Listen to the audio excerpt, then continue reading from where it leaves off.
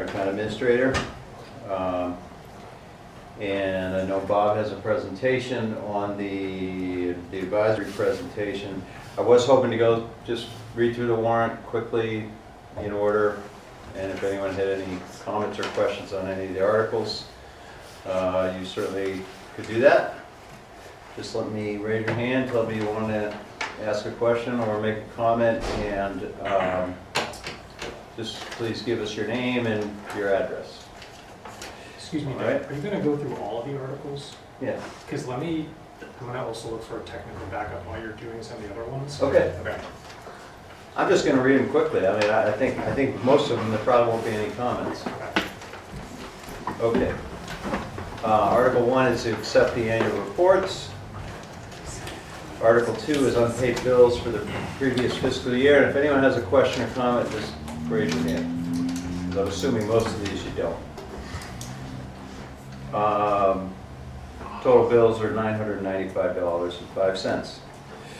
Article 3 is unpaid retroactive wages, $5,431.13.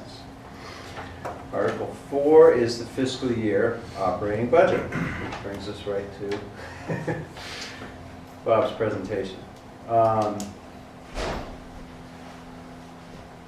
And basically, it is, we're looking to raise a sum of $33,957,499.85. You want to go ahead? You want me to launch into it? Yeah, I think so. He's got a presentation. Unfortunately, you can't see it. I apologize. So we will we'll Anybody, try it like this. I know you can't see the details. I will try to anyone who wants to come up and look at any explain them particular as much thing? as possible until we get a projector working. So to start out first, thanks everybody for coming. It's great to see so much interest here, and it's obviously an important time in the town. So I'm Bob Guerrero. I'm the chair of the advisory committee. And let's pause for 1 second. Maybe we have.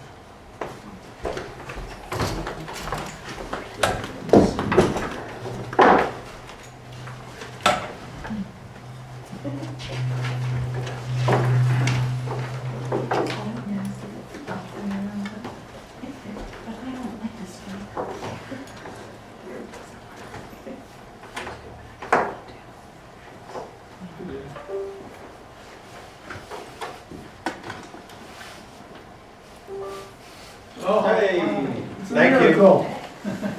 Appreciate Keep that in it. mind when we talk about budget. When in need, call the fire department. Okay. Now, what's the story here? No.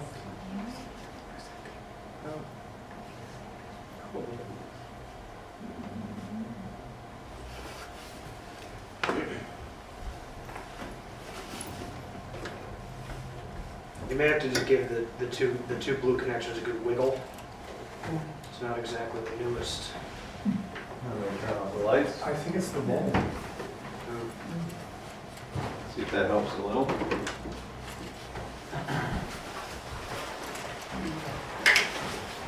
Little? Better. Yeah, it helps. It helps. You would rather have that than have lights on? Yes?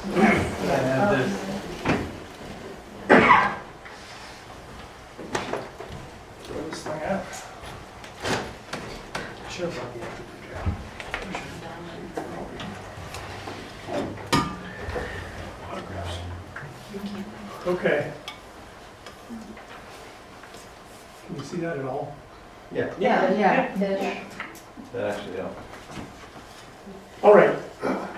Again, I'm Bob Guerrero. I'm the chair of the advisory committee. If you're not aware, the advisory committee is an independent committee in the town. We are made up of just town residents that volunteer our time to help with the fiscal health of the town. We're not town employees. We don't report to the select board. And you can think of the advisory committee as providing an independent review of the budget on behalf of the town. So our process starts in January of every year. We review the budget line by line with each of the departments. All the department heads present their budget and walk through every line of their budget with the advisory committee and the select board and our town administrator. We look for opportunities to make cuts where possible, and where there are requests to increase the department's budget, then the department head justifies it, and we'll vote on that. So that's the way the process goes, and then collectively, between the department heads, the select board, the town administrator, the advisory committee, we will use that information to put a budget together.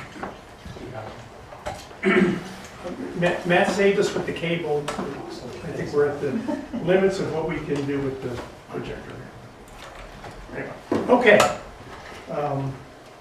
So let's get into it. Again, this is very hard to see, but the operating budget that we're proposing for FY26 is $33,957,500. That's an increase of 9.1% from FY25.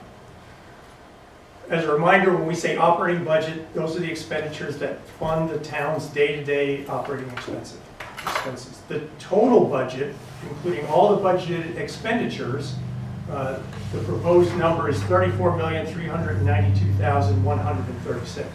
It's an 8.8% increase over FY25. So that says that the proposed budget that collectively we put together, we believe this is a solid budget. It maintains the current town services at their current levels, supports the schools, provides a secure financial footing for the town going forward, preserves the top quality team of town employees that we have today. So we think this is a good and a strong budget, but it does require a budget override of $1,927,105.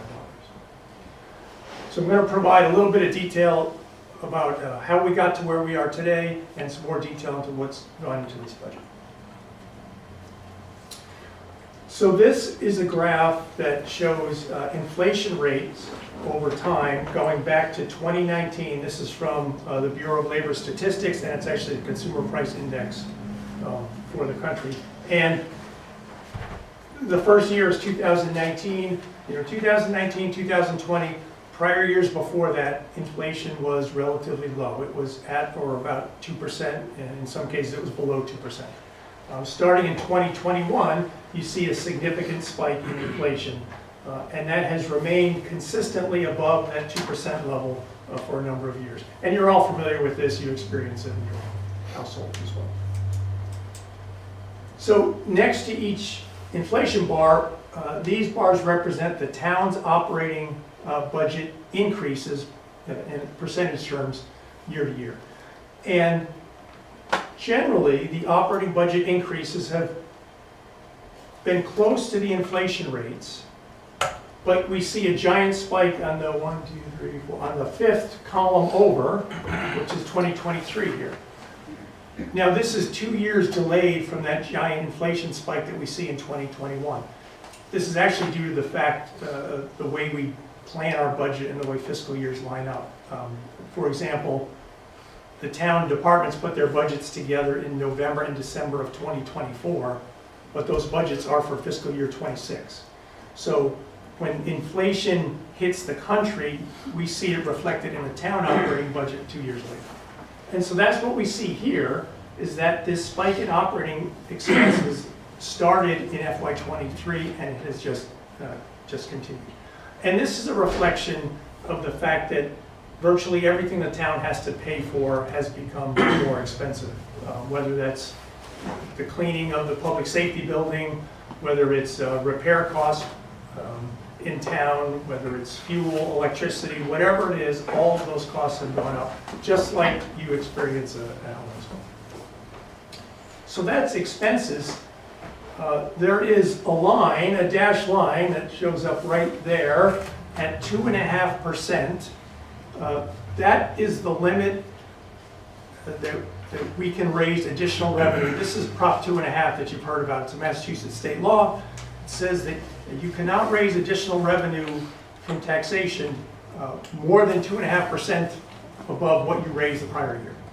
So the town is capped at 2.5%, which is a problem when inflation and operating expenses are significantly above 2.5% and remain above 2.5% for multiple years in a row. So that sort of begs the question, well, how have we been able to avoid an override in the past? If we started to see these impacts in fiscal year '23, how did we avoid this? Well, we actually have a number of tools available to us. For a number of years, we had ARPA funds. We had federal funds that the town was able to take advantage of to the tune of several $million that helped to offset costs. We have a stabilization fund that we tapped into 2 years ago when one of our town buildings required a major roof repair.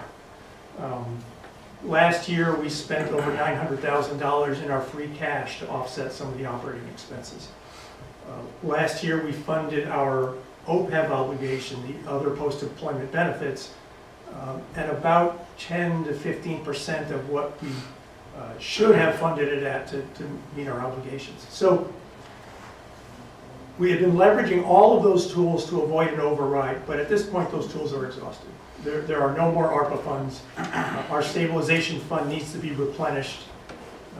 Our free cash is down to the bare minimum that we are comfortable with. And it's not a good practice to fund OPEB less than 100% for multiple years in a row. So what we're left with then is a budget override. And we are not the only town in Massachusetts that's dealing with this. Many, many towns have either had an override in the last year or two or are facing an override this year. And I think it's fair to say that any small town in Massachusetts that relies primarily on residential taxes for revenue, if they have not had an override yet, they will very soon, because you just can't escape the math of this fact that revenue is capped and expenses are increasing at a much faster rate than revenue. So, speaking of revenue, and you can't see any details here, I'll turn this computer around if it's, actually, is it helpful to see that at all? Yeah, you can see all the lines. You can see the. Okay. The top line is our primary source of revenue. It is property taxes and the excluded debt that we have voted to exclude in the past. And this makes up 92% of the town's revenue. And this is about $29.8 million. So the primary source of revenue, residential taxes. The next source of revenue at about $2 million is local receipts. That's primarily vehicle excise taxes and a few other things. Then we get about $340,000 in state aid. We're applying about $280,000 in free cash to offset some expenses.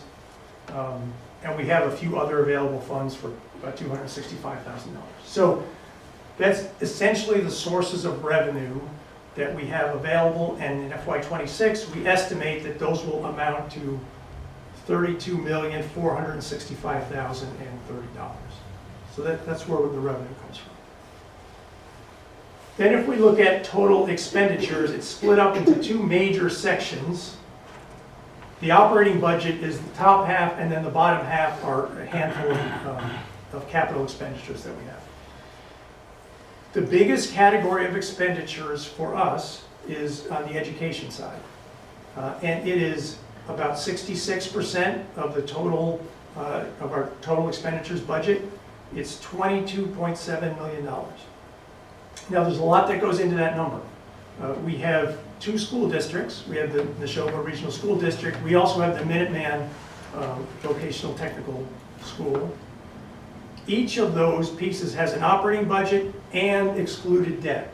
For example, the new high school debt is all wrapped up into that big giant number of $22.7 million. That is an increase of 12.2% from FY25. There will be some more detail later about what goes into that number, but in the education side, again, it's the operating budget plus the excluded debt for the schools. The next largest bucket for expenditures is salary and wages for our town departments. That's about $4.7 million. It's only 14% of the total. It's actually going down about 2% from last year. In addition to salary and wages, all of the other town department operating budgets comes to about $3 million. That's about 9% of the total budget, and that's going up 2.5% from last year. Insurance, benefits, retirement costs makes up the next largest piece, 2.4 million. That's increasing 25% from last year. That is one of the most significant drivers of the budget increase, are insurance and benefit costs. Our debt service is about 1.1 million. That's actually decreasing about 8% from last year. And then again, we have some capital articles I'll get to in a minute that makes up about 1% of the budget. So the total town budget, all expenditures, amounts to $34,392,136. So these two large bars that now you can kind of see, on the left, that's total revenue that I just mentioned, 32.4 million. On the right is total expenditures, 34.4 million. The difference between those two, that's the amount of the override, $1,927,105. So that's where we get that number, that's the override number. There's a little more detail on the operating budget. Now it's broken down by departments within broad categories. The first one, again, is education, same number that was on the previous slide, $22.7 million. The next largest departmental section is public safety. That's 3.2 million. That's a decrease of 2% from FY25. Employee benefits is the next category. It's about $2.3 million. Again, it's going up 25%. General government is 1.8 million. That is flat from last year. It's increasing 0.1% from last year. Public works is 1.8 million. That's going up 1.8%. Debt service, again, is decreasing by about 8%. Culture and recreation is 659,000. It's increasing 0.9%. Human services, 253,000. It's increasing 1.3%. And then insurance costs at about 150,000 is going up 12.6%. So to summarize what you can't really see on the chart here, the major increases to the budget, the education costs that are going up 12%, employee benefits 26%, and insurance 12 or 13%. Everything else is less than a 2% increase, in some cases a decrease. So those are the big drivers for the budget increases. This is a pie chart that shows that previous chart. Again, the biggest chunk right there is education. Public safety is the corner in the upper left. There's another large one there. Employee benefits is down on the lower right. And they're all broken out there. These same slides will be presented on a bright projector next week. There are two capital expenditure items that are, and one other financial item that will be on the warrant. One is a facility upgrade for the wastewater treatment facility. That's $33,551. There are repairs required at the wastewater treatment facility, and this will fund a portion of those, at least this year's portion. And there's the boiler that was replaced at the Florence Sawyer School that we are on the hook to reimburse the school for, and that's for $81,892, and that's our final payment for the boiler replacement. And finally, there's another financial article to replenish the stabilization fund. I mentioned that we dipped into that 2 years ago. We really try to replenish that within 2 years, and we're going to allocate $230,000 from free cash to replenish that fund, and that will bring it back up to where it should be. We track a number of financial policy targets to sort of gauge how we're doing. One of them is free cash, and we want to go into a fiscal year with our free cash at 3 to 5% of our total budgeted expenditures. We're a little below where we should be. We're at 2.4%. We'd like to be at least at 3%. And that's because, like I mentioned earlier, we spent so much of our free cash last year. But the good news is that in this current budget, our free cash will go up to $478,000, which will get us in the right direction, and we'll bring up that free cash balance to where it should be. Our overall reserves, we like to maintain those at least 6% of our operating budget. That's a little low as well, coming in at 5.6%. But again, that's headed in the right direction. Debt service payments are at 3.5% of our revenues, which is great. We want those to be below 5%. And this proposed budget will fund 100% of our OPEB, which is one of our other financial policy targets. Okay, so this slide, maybe you can see this one.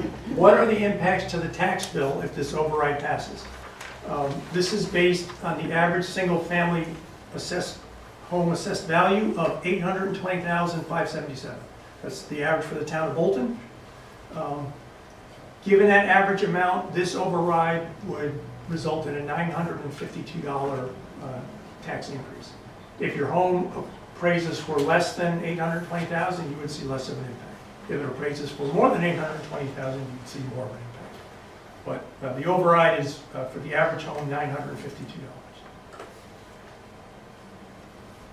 So we did a little bit of a look back into sort of how the town has been funding town services in the past. And back in 2004, the last time the town had a budget override, the population was 4,389. At the time, the town was spending about $1,288 per person on town services.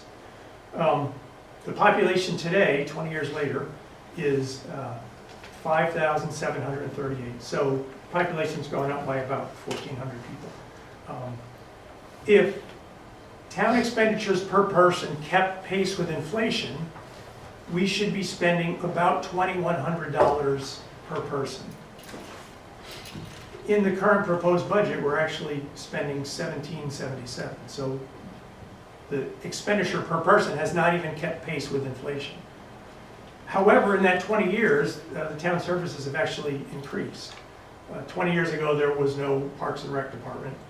20 years ago, there was no Council on Aging. So we've added those services while reducing the per person expenditure in the town. And I think that's just a testament to how carefully managed the budget has been for a long time. It's been very tightly managed, as well as a number of efficiencies that have been found along the way. Okay. So I've kind of laid out where the revenue is coming from, where the expenses are, and what's driving this $1.9 million override. If next week, collectively, the town decides that a budget override is just not acceptable, we just can't tolerate it, well, we still are required to have a balanced budget on the 1st of July. So if we don't want to raise additional revenue through taxation, the alternative is to reduce services. And one way to think about this is to kind of bin the operating budget into some different categories. The first category, of course, is that education category. That's out of our total 34 million or so operating budget. That's about 22.7 million. That number comes to us as a couple of assessments. Those amounts have been voted on and approved by the school committees. We can't change that number, assuming Lancaster and Stowe approve their budgets, and there's every indication that they will. We can't change the number, and nothing that we do at town meeting will affect those budget numbers. So it's just something we have to pay. There are other assessments in addition to just the education assessments. For example, the insurance costs come to us as an assessment. Medicare taxes, the 911 regional dispatch services. Those are all assessments. We don't have any say in what those numbers are. They're levied on us and we have to pay those. That amounts to another 3.7 million. There are a handful of other things that they're not assessments, but they're mandatory spending as well. Things like the state requires us to test the wells in the vicinity of the transfer station. We have to do that every year. We have to keep the traffic lights on 117 operating. So those things, I call those mandatory expenditures. That's about $475,000. So what's left over then, that's the discretionary portion of the budget, and that's about $7 million. And when we say discretionary, that's all those things that we have some flexibility on, but that is everything that you would think of as town services. That is all of the folks that work in town hall. It's the police department, it's the fire department, it's all of DPW, it's the library, it's Parks and Rec, it's the Council on Aging, it's all of those things are in that $7 million. So if we decide that we will not accept an override, then the $2 million that we're short has to come out of that $7 million discretionary spending.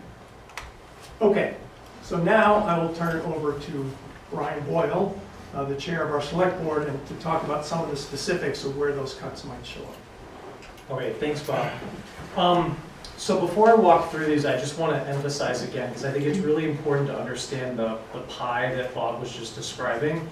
So we have a $34 million total pie for our operating budget. Basically, 22.7 million of that is going directly to the schools through assessments that we can't change. The only way we could change it is if Stowe or Lancaster voted down their budget, and we've been told that's not going to happen. So that $22.7 million goes there no matter what we do next week. And so it really is just the $7 million of what Bob called discretionary money, but that's all the town services that you associate with the town, the police, the fire, the library, all of that. So when we were thinking about, okay, if the override fails, we have to find $1.92 million from within that $7 million. There's no way of finding $1.92 million that won't hurt. Like, it's just mathematically impossible to find $1.92 million that isn't going to affect services that we all care about. So I'm going to walk through, I'm so sorry, obviously one of the areas where we have not invested is in our AV equipment. But that's a little better. The first three items on this list, I clump them as what we call the fiscal sustainability items. So in the current budget that we're hoping everybody approves, we would replenish our stabilization fund to the tune of $230,000.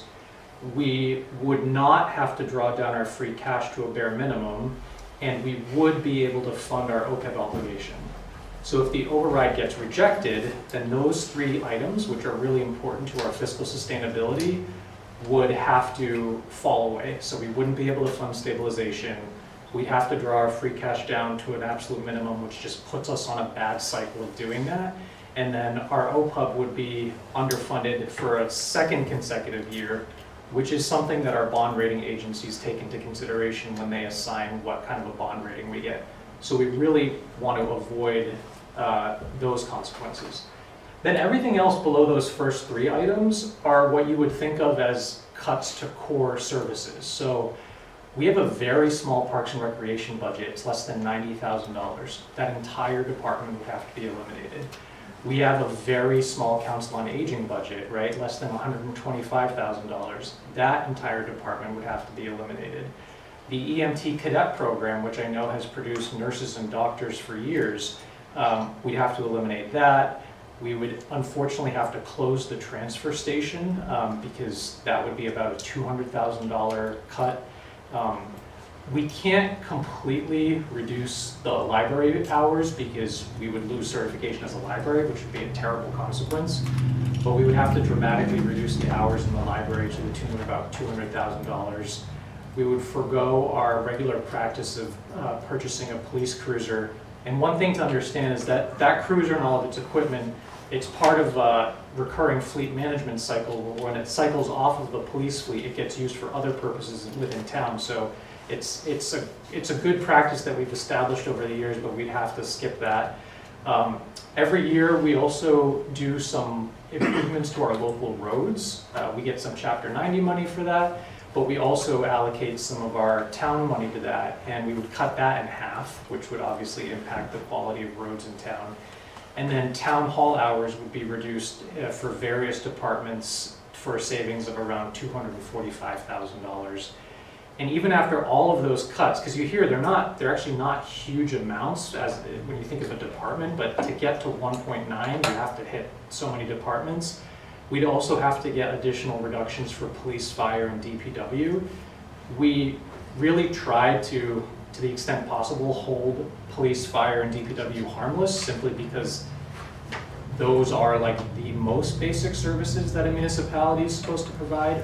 But even then, we would have to cut upwards of $30,000 from those departments at a time when, I think, Bob, on your earlier slide, I think our public safety budget was not even increasing 1%, right? So it's, our overall public safety budget is barely budging, and even still, we would have to cut.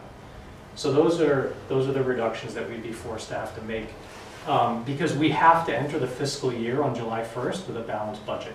So if the override gets voted down, we have to have another special town meeting in June to approve a budget that would have a lot of those cuts. And apart from the lack of services, we have some other concerns, right? So there's the potential downgrading of our bond rating because we're not keeping up with our financial best practices. With respect to those 3 fiscal sustainability items that I mentioned, we would just be kicking that can down the road. So it's not like we would be out of this position next year. We would be facing another crunch because we'd have virtually no free cash to help us with either the operating budget or any capital expenditures. And then I think one of the more important things to understand is, some departments, like I said, would be unfortunately completely eliminated. So obviously that means loss of really talented key staff. But even for the departments where we would simply be reducing hours, sometimes that reduction of hours would take somebody from a full-time position to a significantly less than full-time position. And people make, personal decisions. They're like, I can't afford to stay in Bolton on less than a full-time salary, so I'm leaving. So we have a significant risk of really talented staff departures within Town Hall and all of the departments. And I do want to just go back to one thing Bob shared earlier, and again, it was hard to see on the slide, but if you just look at the town side spending and not the school side spending, on an inflation-adjusted basis, we are spending less per person for town services than we were 20 years ago. So we have been extremely disciplined here, but basically the collision of Prop 2.5 with actual inflation has just caught up with us and so many other towns.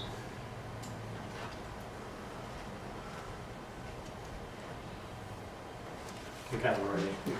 Okay, this is the last one.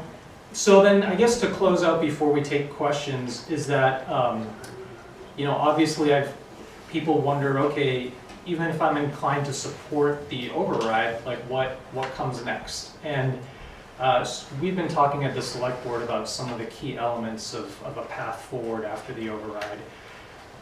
The first is that, and some of this is actually reflected in the master plan that came out, Bolton, like many towns of its size and geographical area, is predominantly reliant on residential property taxes. Bob told you it's more than 91% of all of our tax revenue comes from the residential taxpayer. We can either take steps to get off that train, but that means looking into ways to potentially bring commercial and industrial development to town. Or we can continue on the path where the revenue comes primarily from the residential taxpayers. We are going to explore increasing and diversifying revenue sources, but you have to remember that those decisions will likely come back to the townspeople at future town meetings, because if a business development requires a change in zoning, that's a change in zoning that all the taxpayers have to approve.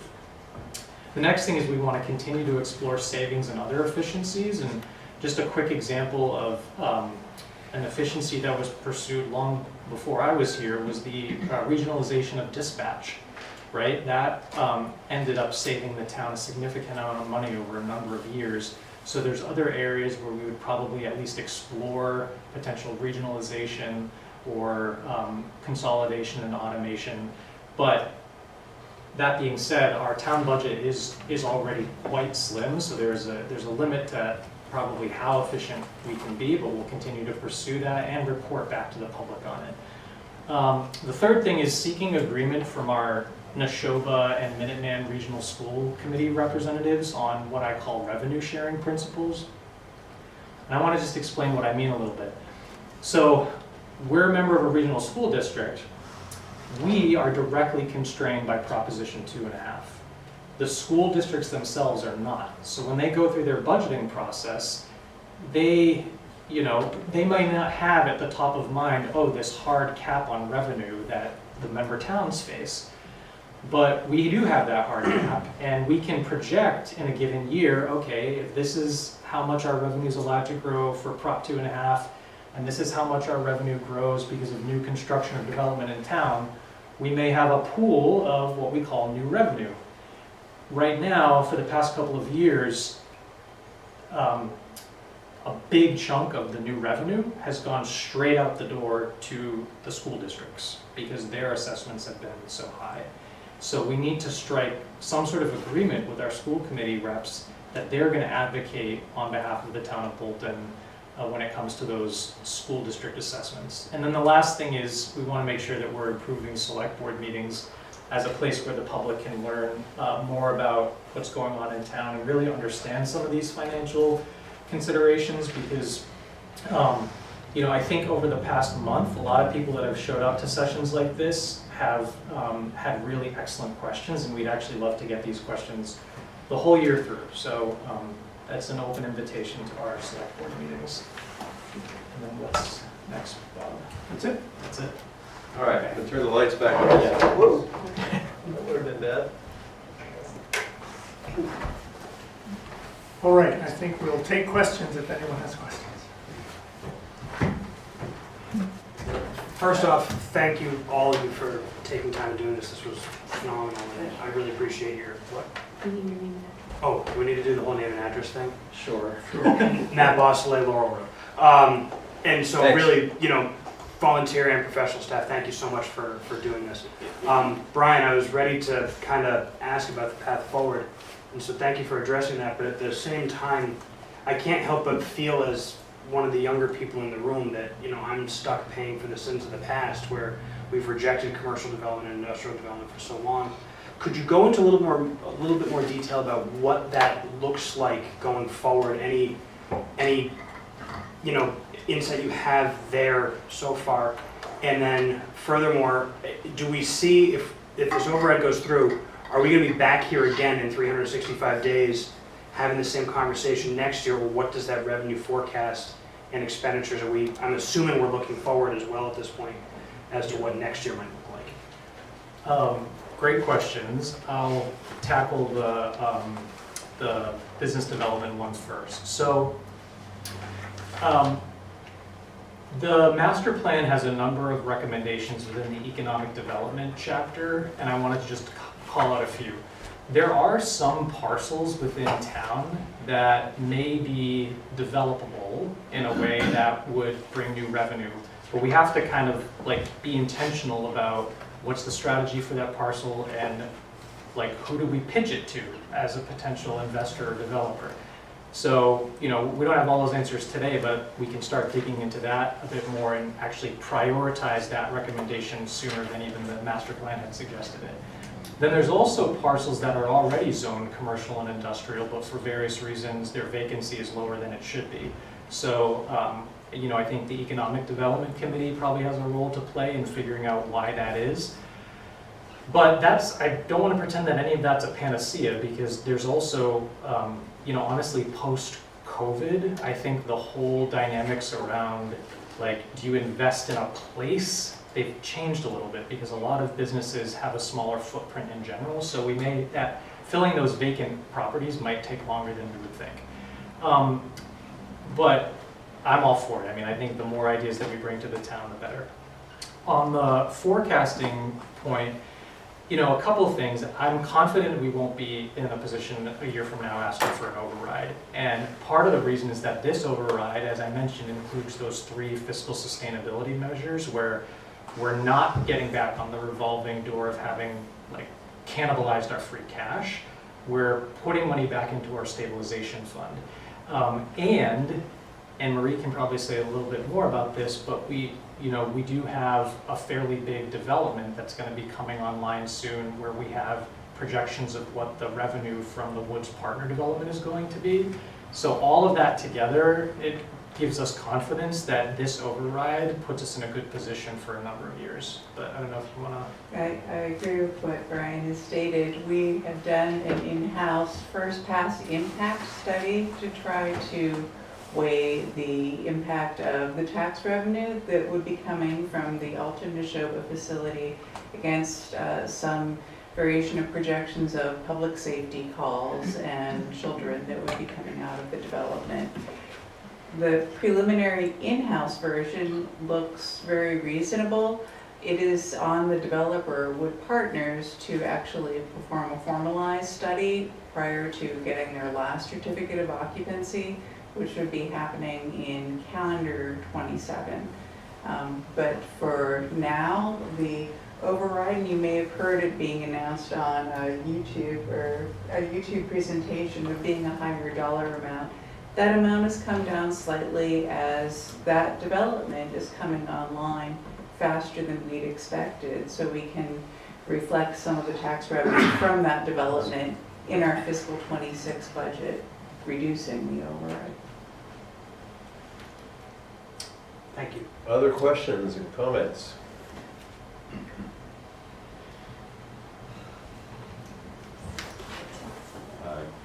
Gary Van West Berlin Road, so I wrote down a couple of things. I guess some of the things you said that made a lot of sense. We're talking about what are the core things that can't be touched. Police, fire, DPW. I'm trying to figure out why the transfer station is not part of that, getting the trash. It seems to be a very core thing.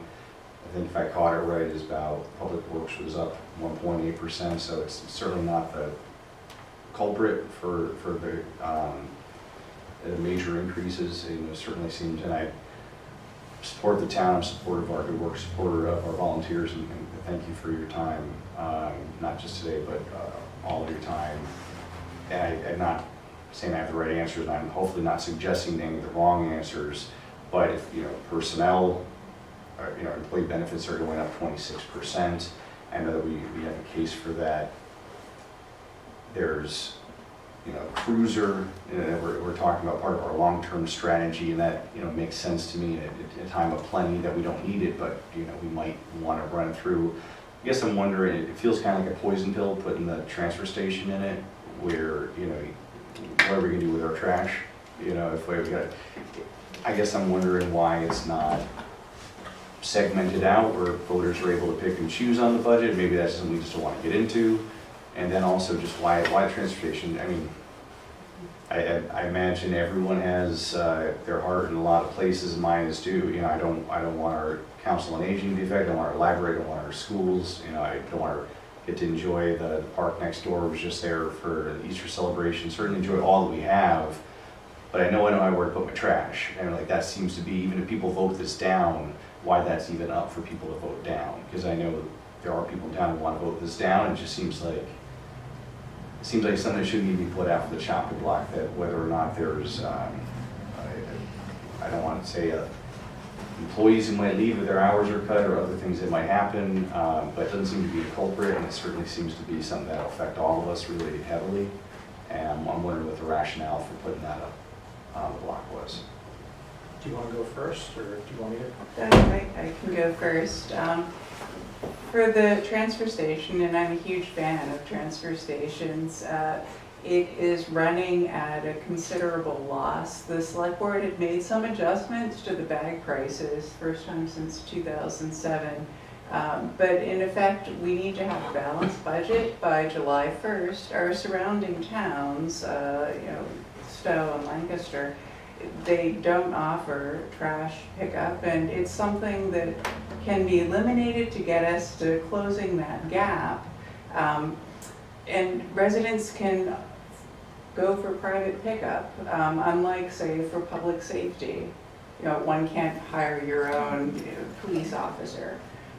So that was why it was on the cutting block. And just again, to get back to the scale, the transfer station is $200,000. So if we didn't put that on the list of cuts, we'd have to find $200,000 from, let's say, within the police department budget.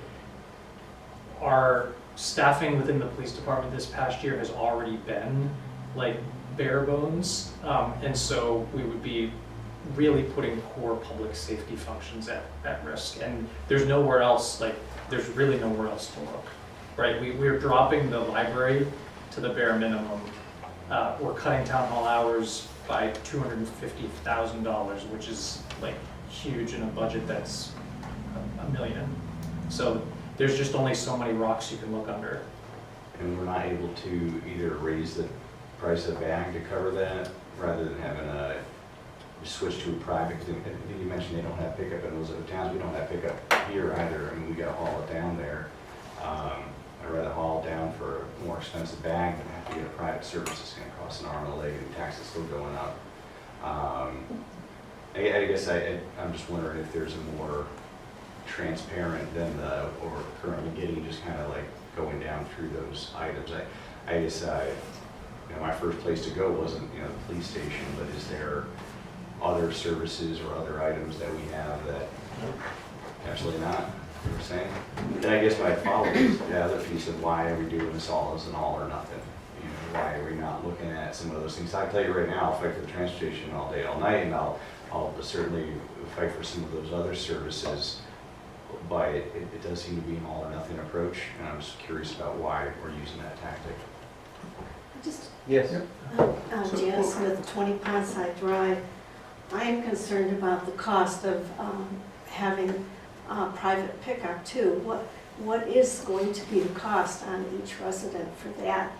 It might- $1,000. Did somebody say something? Yeah, $1,000. $1,000. So you're saying that the average person in their tax increase would be Yeah. 900 and some odd dollars. So it'd be cheaper to vote that in and not have to pay for private pickup, and you get all the services on top. Yes. Yes, you're right. That makes better sense. Yes. No, I'm not saying that, I guess I'm saying if we just voted for that 200,000, you know, what is the cost of that per, and I'm not saying that's what we should do, it seems as though we're comparing $1,000 to 900, why aren't we comparing $1,000 each resident to what it really would be like $150 or 200, whatever that annual cost is, or again, even just raising the price of bags. So to your question about like, why did we do an all or nothing? And, you know, so the select board, when we had a full member of 3 members, we unanimously agreed that we wanted to go for a full $1.92 million override, and there were a few reasons. One is that if you look at those first 3, what I call fiscal sustainability items that would be on the chopping block, those 3 items alone are almost $1 million, right? So we could have done a tiered override where they weren't present, but then you're just shooting yourself in the foot for next year. You're literally back here again doing that. So then for the other $900,000 worth of core services, we also could have said, well, let's proactively just cut Council on Aging and Parks and Rec and this and that. But honestly, we have never, ever, ever heard from anybody demanding less services on any of those things. In fact, with a population that's over 25% in the senior age group, we actually hear we want more services for seniors. So I think we just collectively felt we have a level services budget. We have never heard from anybody that they want us to be cutting these services. In fact, we've heard that people want more. And it was a choice, but we wanted to put the whole plate out to the town so that you could decide if you like the way Bolton has been going this is how we keep it, this is how we preserve it. So that was the choice. I think it's also worth mentioning that if there had been a tiered override and any of these things had been on the block to be cut, those are permanent cuts. They're not coming back without a future override. There is just no extra revenue in the budget to bring back something that we would cut this year at town meeting. So again, we felt that either we address it now, or we would have to address it later, or it's, you know, it's very unlikely that anything would be able to come back without a future override. Yes. What is the feedback on the possibility of this passing or not passing? What is the general consensus that you feel? Do you have a crystal ball? Yeah, I know. That's the $1.9 What question. feedback have you gotten? I know, seriously, like, what are you hearing? Well, yeah. My wife says she's voting for it unless I tell her why not to after this. So it seems she's in favor of it. I will say this, this is our third budget information session. We had one at the school, and then we had one at the library. And after each of those two earlier ones, I had conversations with people who said, I didn't understand how we got here. Now I do understand. Now I know that it's not because people in town hall are, you know, going out for fancy dinners and like it's just when inflation and Prop 2.5 collide, as they're going to do when you go 20 years without an override, this is just what happens. And so they've come around and they said, nobody wants to pay more in taxes, but I'm going to support it because I care about the town services. So I've heard a number of those folks, but nothing. I've also heard the trash argument. It's going to Yeah. cost as much for private pickup for people who use the transfer station. Yeah, I checked the old Harvey, and it's $850 a year flat rate pickup for Bolton for annual contract. So that's, a lot of people's tax increase would be less than $850. I hope this is brought up at the meeting. At the meeting. We'll just say one other thing on that. It is a simple majority vote. So if one more than half the people in the room who are registered voters are in favor of the budget, it will pass. And we have very accurate electronic devices to tell us exactly what the count is. So it doesn't have to be 2/3. It's one more. One simple majority. Another question? You know, Martha Remington, I live at 447 Main Street, and I don't see any place that I can put garbage on the street to not know that I'm going to be picking up that garbage because it's not going to get picked up the way the traffic is now there. I mean, there must be a solution. And I'm kind of for going to the dump, but I'm thinking I'm not going to pick up and pay the money and then pick this up every week or whatever. It's just not possible.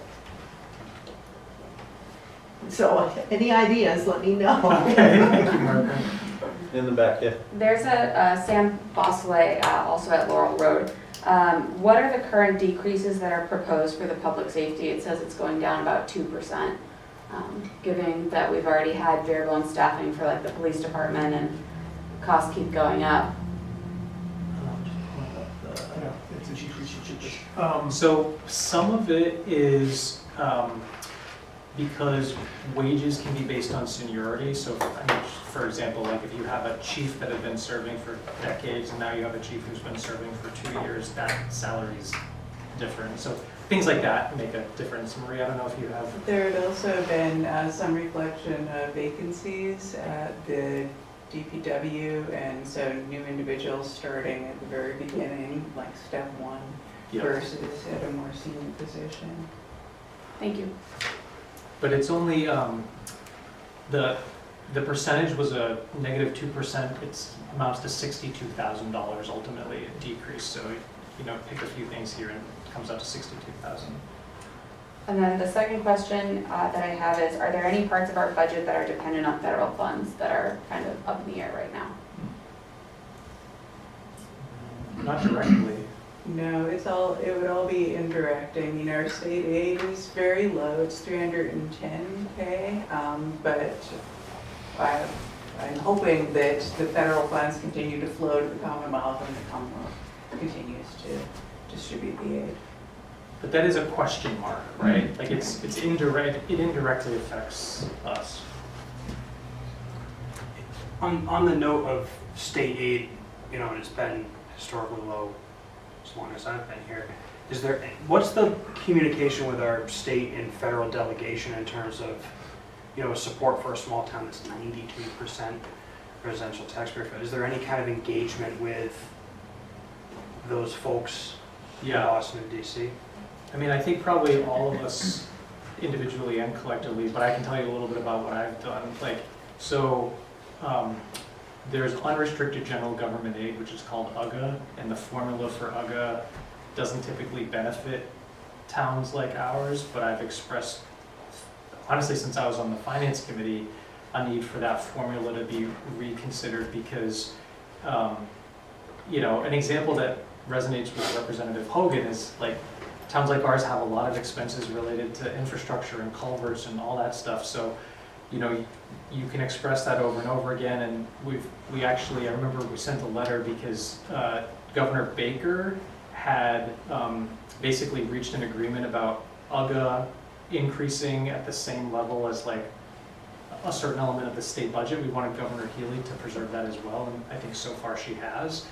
And then the other big thing, which is like longer term, is looking at the actual formula for school district funding, because communities like Bolton's are currently in a really difficult position. But Maria, I don't know if you want to say more. At the federal level, I've been contacted on a distribution from Congresswoman Trahan's office, who is keeping us in the loop regarding grants and funding, and her office had been instrumental in getting the FEMA pass-through to MEMA for a public works project. So beyond just one-off grant funding, we haven't lobbied the feds hard, but we are grateful.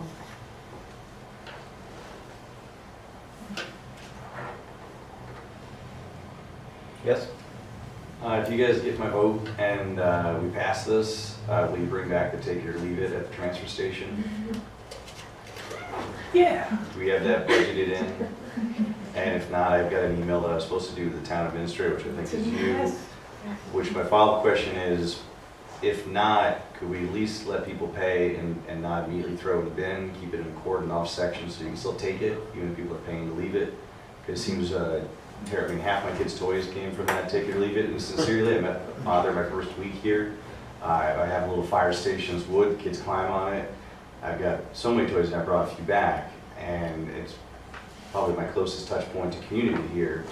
And seeing that go away has been upsetting. I know it's $10 here, $10 there, but even if you know, I had something that I was going to drop off, I would have paid for that to be dropped off if it could have been left outside, a toy that could be kept out of, I guess, at least till the end of the day. Especially as a town that pretends to be eco-friendly and green, I think it's an embarrassment that we're just heaving stuff into a bin and hauling it away when it could be reused. Yeah, I think we could take a look at it. Yes, there's actually,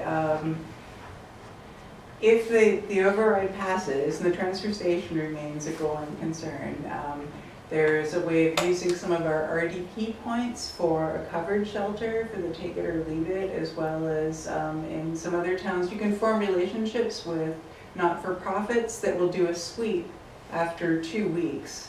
So you're not inclined to want to save something just to save it so it doesn't get thrown out. But likewise, so that things that Bolton residents don't find useful but still have a value can be reused by a not-for-profit. That's even just in the lease, just leaving it out till the end of the day before it goes in the bin, you know, a nice day. I mean, there's just a lot of stuff, you know. I picked up light bulbs or dropped off light bulbs.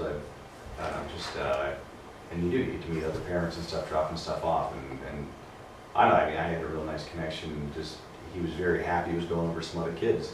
And my kids get more joy out of that toy than anything else anything we've ever bought them. And seriously, in the middle of our living room, and it means a lot to me. You know, that was kind of welcomed into the town. And just last week going there and you know, having a transfer station. I had different approaches from different gentlemen there, but you know, once said, "Oh, we've never allowed that," and stuff, kind of tried gaslighting me. I was like, "Oh, you've allowed it," And then the next one was like, oh yeah, we just, we don't have the budget for people. But again, even people who didn't have to throw it right in the bin, just put a ribbon around, so you gotta pay to put in the ribbon, you don't have to pay to take it out. That would be the bare minimum in my mind, instead of making waste. Years ago, we actually, and I can't remember how many years ago it was, it might have been 10 years ago or more, because I was coaching with you, but we had a sports swap one time at the transfer station. We set up a couple of tables for a weekend, and people could drop stuff off and take whatever they wanted, and frankly, it was amazing. I mean, you think about youth sports equipment, your kids grow out of their cleats in 1 year, and, okay, we need the bigger ones, so you just swap them out. True story, my son's first practice, which got rained out, we didn't get the notice until we were there. The cleats he's wearing from the transfer station, legitimately. Haven't grown into them yet, but I got a pair of snowshoes for him from the transfer station, just perfect condition. Got a skateboard, he hasn't broke his neck on it yet, but we're trying, I guess. But yeah, it's just, it's a big part of the community, I felt here. Good idea, thank you. Yeah. Any other comments about the budget? If not, we'll quickly read through the rest of the articles, and we could just read them, and if anybody has a comment or question, we could. And feel free to raise your hand. A lot of these things were mentioned, so is that all right for me to move on? All right. So 4 was the budget, 5 is the capital stabilization fund, which Bob mentioned. 6 is spending limits of revolving funds accounts, and this lists how much each account is the maximum amount expendable.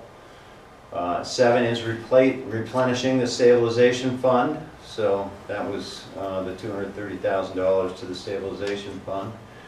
Article 8 is a committee on senior tax policy, and I guess is to create a committee? Okay, which sounds like a good idea. Article 9, amend the bylaw on action upon failure to license dog. So this is, I think, make sure people do license their dogs, and what would happen if you don't. Article 10 is the adoption of GLC 44, Section 54B, prudent investor rule, which is something related to the treasurer. Yeah, it just basically expands the options available to the treasurer when she invests different funds, and we have a very aggressive rate shopping treasurer, so we want to give her this ability. Okay. Article 11 is reauthorization of debt for the drainage flood control improvements. So basically it's something we've already done, and it's just tidying that up. Is that right? Yes. Okay. Article 12, amend bylaw non-criminal disposition, and this is pretty, you'll want to read this one. There's just a lot of different items under it, but they're basically things that you could be fined for if you do something wrong. It's not criminal, but it's wrong.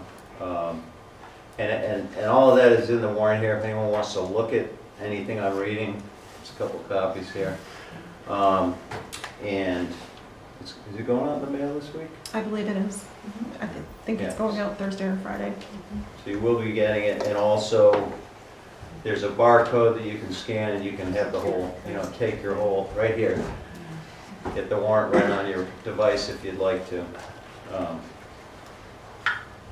Article 13 is to amend the sign bylaw, and I think, there was some confusion, and there was a way to clean things up.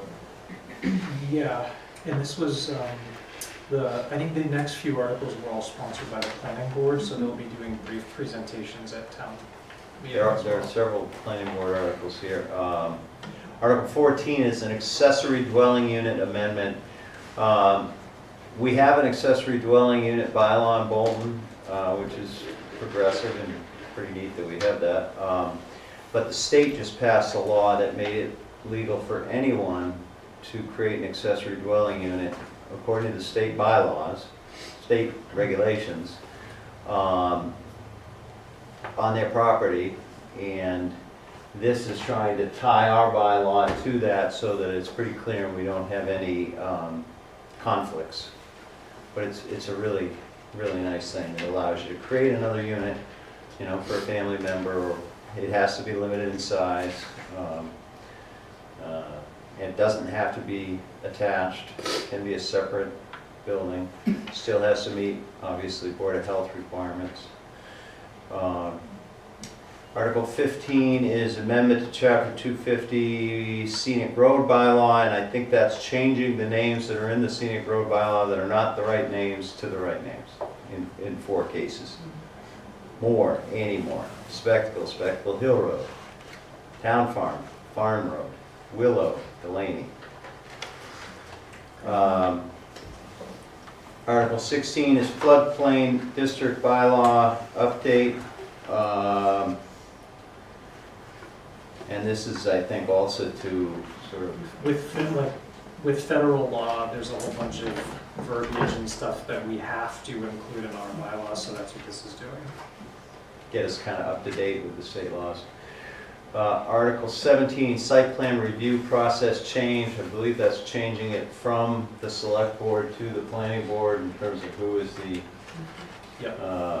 reviewing board. And that's always, I was on the planning board, that's always something that the planning board does a lot of the work and holds a lot of the meetings, but it, you know, for years we had it as the select board was the overseeing board, so that's changing that.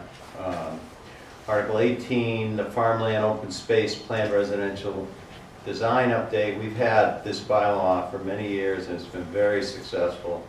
We call it the Fosberg bylaw. Basically allowing for higher density housing as long as a portion of the land is put aside for open space. And we've preserved over 400 acres of open space in Bolton because of this bylaw over the years. And this change here is changing it from 30% to 50%, is that correct? So it's making an even bigger amount for open space within that bylaw. And I'm sure there are a couple other things. Article 19, cottage overlay district. This is also by the planning board, and this is creating a bylaw that allows for, in a different way, a higher density development with smaller units, and then still have 50% open space. So providing for a diversity of housing, but also protecting our open space. Article 20 is special act for alcohol beverages licenses, and I guess this is to allow us to issue them without having to get the state approval. Yeah, per our population, we currently have 12 pouring licenses, 12 licenses that we could give out to restaurants as well as hotels if we had a hotel. By virtue of the town voting successively in the early 1900s to be a dry town, we actually can't access those 12 licenses. And by virtue of this, should there be another restaurant that wanted to serve alcohol, they would go through this process of the select board being the local licensing authority, but they would also be able then to submit, if approved, their whole package to the ABCC and receive a license versus going through a home rule petitioning process, which would add 18 months. So this is sort of give us the licenses that the state shows that we have, and kind of overruling those early 1900s dry town votes. Murray, you mentioned if we had a hotel in town, and for a while we did on Ballville. Is there an update? I know that this has nothing to do with the articles at hand, but is there an update on what is, talk about revenue? The international would be a great source. Is there anything happening up there? I don't go in there and. Talking about Wattaquadock, the Baba restaurant? No, I'm talking the International Golf Course. Oh, the International? Yeah. Is there any prospective revenue happening there, or are we just standing by? Not to my knowledge. I'm speaking with the planning director about that as well as other empty storefronts in the Sioux District. But They did have a meeting a couple of years ago and invited a bunch of us there and said, we want to show you all the improvements we've made here. And we said, well, you're going to open it to Bolton residents? And they said, oh no, this is a private club. So, I think that's what it is. The hotel's, I went in there the other day for something, and the hotel's not even, I was like, oh, we'll go show you where the hotel is, and there's a hole in the ground. Oh, that's cute.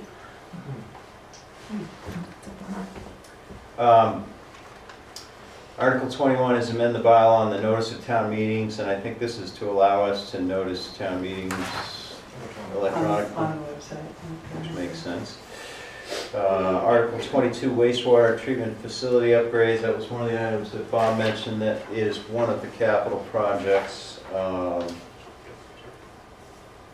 $33,550. Article 23, the Florence Sawyer School replacement boiler, again, another article for paying back money that we are on the hook for. Article 24, roads and easement acceptance, Tadmore development, that's the one over here by the school, is that staying on? Well, we're happy, yeah, for now, we have a select board meeting on Thursday to make sure that their punch list is complete. Okay, it's on there now. You never know. And then Article 25, authorize town election, which of course we will authorize, and we'll remind everyone that they need to go vote, and they'll need to vote for the override if they do want the override to pass and to not lose any of those services that we talked about today. This be a one night or a two night? Excuse me? One night or two night town meeting? My goal would be one night. I'd like to get town meeting done in one night. I personally think it's really important because you'll get a much bigger crowd on the initial night, and the minute you go to a second night, you end up with a smaller number of people making decisions. We've kept it to one night for many, many years in a row. So I would hope we would, but we'll see. I mean, it's going to depend on the debate and how long that goes on. I always say to people, we'll stay until 11, and we've stayed beyond 11. Rarely we have, but I've asked permission. So, if everyone says, nope, we're ready to go home, then, I will accept that. But my goal would be one night. Kevin? Can we go back to Article 21? Yes. That's the thing about notice of town meeting of Kevin O'Brien, Manor Road. It sounds like it means that people might receive only an email copy and not a hard copy of the warrant. Is that correct? Oh, what? Excuse me, I didn't get that. There's supposedly a town-wide happening this week, going through the Independent. I couldn't It's hear. for electronic receiving the warrant through the website instead of in the mail. So people don't need to get paper copies. So if this passes, we may not get a paper copy. I think Well, that's a we- mistake. There would be copies Copies available for available. people who wanted them, but that wouldn't be the default. Yeah, mine goes in the recycling bin when I get it, because I leave it online. So if you wanted a hard copy, you could request it through the website, you could request it at town hall. Mhm. Right, so you could get a hard copy if you wanted it. There's a small run of hard copies if this were passed, but we wouldn't be reliant on the hard copy or the newspaper version being the official posting for Mass General Now, law one of the other purposes. concerns that we have about it is right now it's getting distributed for free through the Bolton Independent, which may or may not be a going concern in years to come. So if we have to go back to doing mail, that's thousands of dollars in mailing expenses as well. So the answer is it does allow for there not to be a full distribution to every household. What the decision will be is, I don't think it's been made yet by any means, but it's to make that an option. Right, thank you. Other questions on any of the articles? I have a hard copy of every single year that I have lived here. And it is so, you've got all these things, all these automatic this and automatic that, but there's nothing like having a box that's, there.